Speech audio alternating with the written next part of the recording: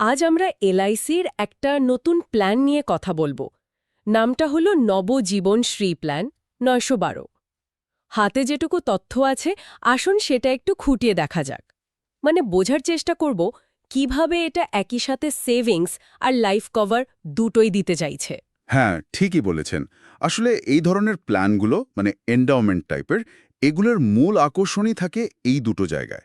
একদিকে জীবন বীমার সুরক্ষা আর অন্যদিকে একটা গ্যারান্টিড রিটার্ন বা লাভের প্রতিশ্রুতি।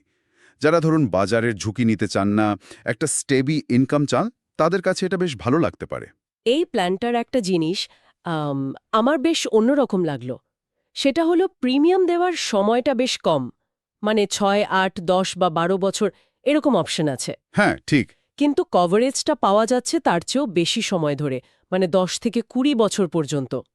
এটা ঠিক কিভাবে কাজ করে? এর সুবিধাটা কি? সুবিধা তো বুঝুন তো। মূলত লং টার্ম ফাইন্যান্সিয়াল প্ল্যানিংয়ের ক্ষেত্রে ধরুন কেউ ছেলেমেয়ের পড়াশোনা বা নিজের রিটায়ারমেন্টের জন্য ভাবছেন, সেক্ষেত্রে প্রিমিয়াম দেওয়ার বোঝাটা কম সময়ের মধ্যে শেষ হয়ে গেল। আচ্ছা। কিন্তু লাইফ কভার বা সুরক্ষাটা সেটা কিন্তু তারপরেও চলছে বেশ কয়েক বছর। হুম। এটা একটা মেন্টাল পিস দেয় যে আচ্ছা, একটা সময়ের পর আর টাকা দেওয়ার চাপ নেই, কিন্তু সেফটিটা রইল।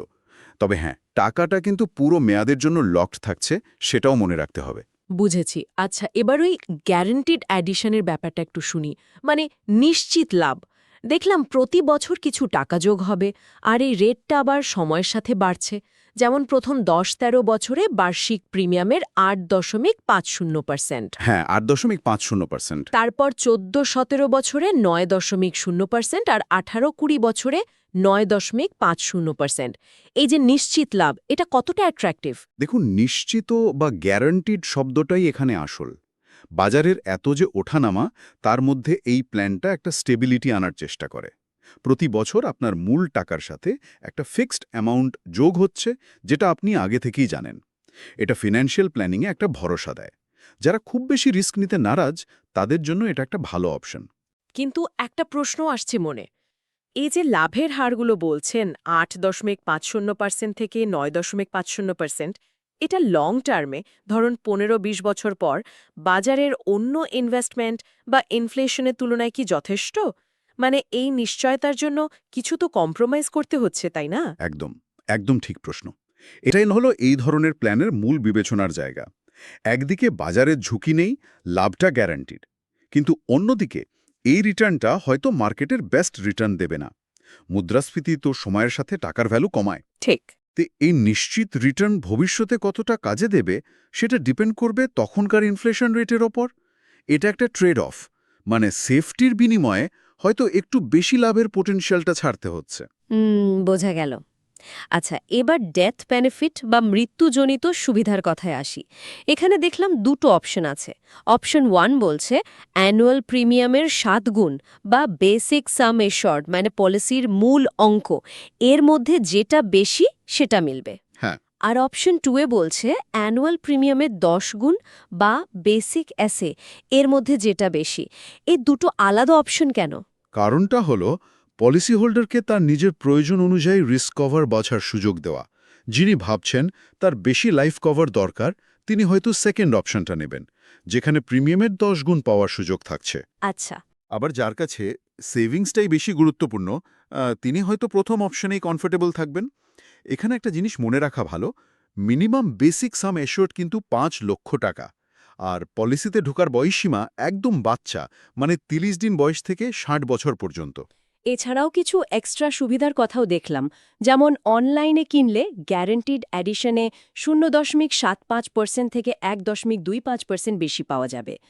আর পুরনো এলআইসি পলিসি হোল্ডারদের জন্য একটা লয়্যালটি বোনাস আছে, ০.০৫% থেকে ০.১৫%। এগুলো নিশ্চয়ই পলিসিটাকে আরও একটু অ্যাট্রাক্টিভ করার চেষ্টা। হ্যাঁ, এগুলো একরকম ইনসেন্টিভ বলতে পারেন। এর সাথে আরও দুটো জিনিস আছে। এক, আপনি চাইলে এক্সট্রা প্রিমিয়াম দিয়ে অ্যাক্সিডেন্টাল ডেথ বা ডিসেবিলিটির জন্য রাইডার অ্যাড করতে পারেন। ও, রাইডারও আছে। হ্যাঁ, আর দুই, প্রিমিয়াম দেওয়ার টার্ম শেষ হওয়ার পর পলিসির এগেনস্টে লোন পাওয়ারও সুবিধা থাকে। হঠাৎ টাকার দরকার পড়লে এটা কাজে লাগতে পারে। আমাদের কাছে যে ইনফরমেশন আছে তাতে একটা উদাহরণও দেওয়া। ৩০ বছরের একজন ব্যক্তি যদি ১০ লাখ টাকার বেসিক এসে নেন আর ১২ বছর প্রিমিয়াম দেন, তাহলে মেয়াদ শেষে মোটামুটি 20 থেকে 24 লাখ টাকা পেতে পারেন। এটা অবশ্য একটা এস্টিমেট। তা কাদের জন্য এই প্ল্যানটা সবচেয়ে বেশি স্যুট মনে হচ্ছে?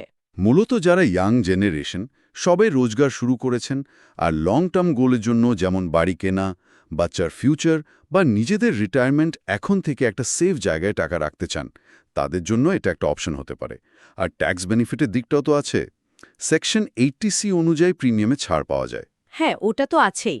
তবে একটা নতুন নিয়ম মনে রাখতে হবে। যদি আপনার সব পলিসি মিলিয়ে বছরে প্রিমিয়াম 5 লাখ টাকার বেশি হয়, তাহলে ম্যাচুরিটি টাকার উপর কিন্তু ট্যাক্স লাগতে পারে।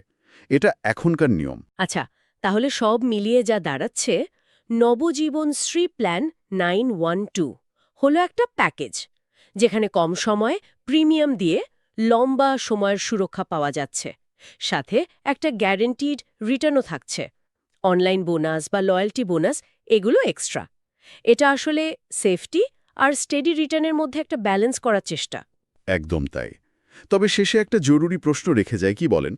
আমরা গ্যারেন্টিড রিটার্নের সুবিধা নিয়ে কথা বললাম, এটা অবশ্যই একটা মানসিক শান্তি দেয়, ঠিক। কিন্তু লং টার্ম প্ল্যানিংয়ের ক্ষেত্রে ধরুন 10 বা 20 বছর পর আজকের ক্যালকুলেশনে যেটাকে গ্যারেন্টিড বলছি, ইনফ্লেশনের ফলে সেটার আসল ভ্যালু বা পারচেজিং পাওয়ার কতটা থাকবে? এই প্রশ্নটা কিন্তু নিজের ফিন্যান্সিয়াল গোল সেট করার সময় ভাবাটা খুব জরুরি।